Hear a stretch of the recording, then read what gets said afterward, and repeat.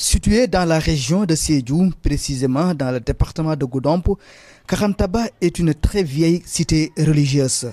La localité fait partie des premiers foyers religieux du Sénégal.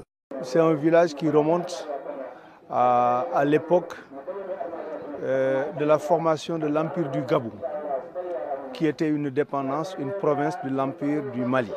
À la dislocation de l'Empire du Mali, chaque province s'est autonomisée.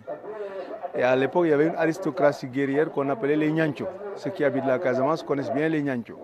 Ils étaient réfractaires à l'islam. Donc les érudits de l'islam qui étudiaient l'islam étaient obligés de se cacher quelque part pour trouver un lieu de retraite spirituelle. Et ils ont trouvé dans la forêt de Balamou un site de refuge.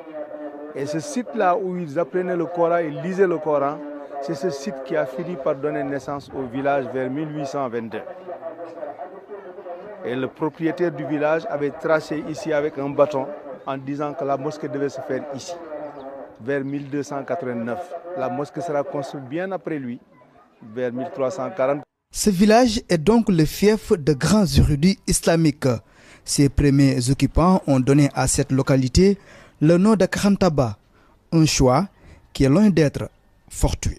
L'étymologie, ça veut dire l'arbre où on lisait le Coran. L'arbre s'appelait tabac. Ce n'est pas pour donner des feuilles de tabac, mais tabac c'est un fruit comme la cola. C'est sous cet arbre qu'il apprenait, qu'il lisait le Coran, qui a amené Karantaba. Donc c'est une vieille cité religieuse qui a fait l'objet de beaucoup d'écrits. Il y a eu des thèses, il y a beaucoup d'écrits qui ont été faits sur l'histoire de Karantaba. Dans cette localité, on trouve la plus vieille mosquée du Sénégal. L'édifice, qui est aujourd'hui entouré par la nouvelle grande mosquée, est classé patrimoine historique. Il date de plus de 600 ans. L'ancienne mosquée est emblématique. Elle a beaucoup de choses sur le plan religieux. Les populations y sont attachées. Et la construction de la mosquée en banco, la construction de la mosquée avec les enduits, avec les bois de rognier, c'est une vieille tradition architecturale des populations locales qui savent reconstruire la mosquée à chaque fois que de besoin. Et quand les gens leur ont proposé de construire une nouvelle mosquée, ils ont refusé. Ils disent que cette mosquée, elle ne bouge pas. C'est elle le lieu de sanctuaire de l'islam ici dans le Pakao. Ainsi, cette localité nichée au cœur du Pakao est pleine d'histoire. Le village est devenu légendaire par le nombre de disciples qui viennent pour apprendre le Saint-Coran. Ici, les écoles coraniques se comptent par dizaines. Outre cet aspect, ce lieu abrite depuis des années un grand événement religieux dénommé Gamou de Karantaba. Depuis 1976, le 2 août, nous avons organisé les gamous qui coïncident avec le Mauloud ou le mois de Ramadan. C'est seulement depuis le 2 août 1976 que nous avons commencé à organiser un seul gamou annuel à Karantaba.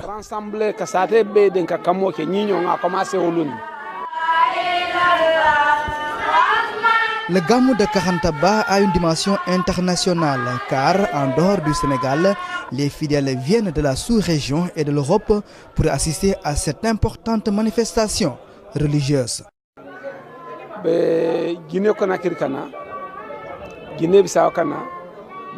Les fidèles viennent de la Guinée-Conakry, de la Guinée-Bissau et de la Gambie. Nos fils qui sont à l'étranger aussi viennent pour assister à ce grand rendez-vous. C'est une grande retrouvaille.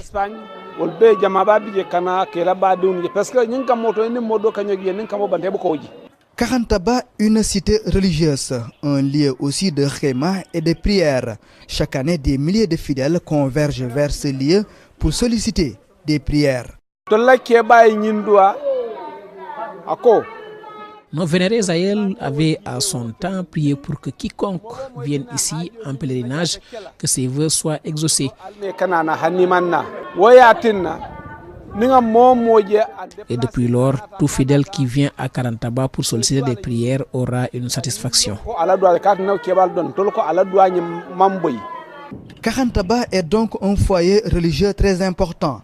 Sa mosquée, véritable trésor historique, est à préserver.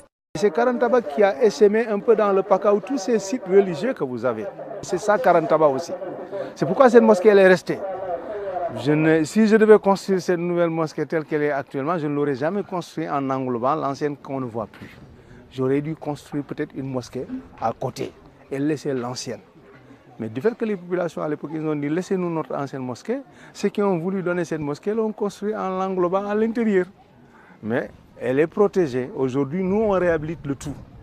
On réhabilite et l'ancienne et la nouvelle mosquée pour qu'il y ait quand même un continuum. Et ça, c'est un programme national qu'on a engagé. On l'a fait à Banger, on le fait ici, on le fera à Alouar, on le fera à Kobilo. Donc les anciennes mosquées, on va les réhabiliter. Composé à l'origine de quelques maisons, Karantaba est devenu un grand village. La localité s'agrandit de jour en jour. Depuis quelques années, nombreux sont les immigrés et les fidèles qui viennent pour s'y installer définitivement.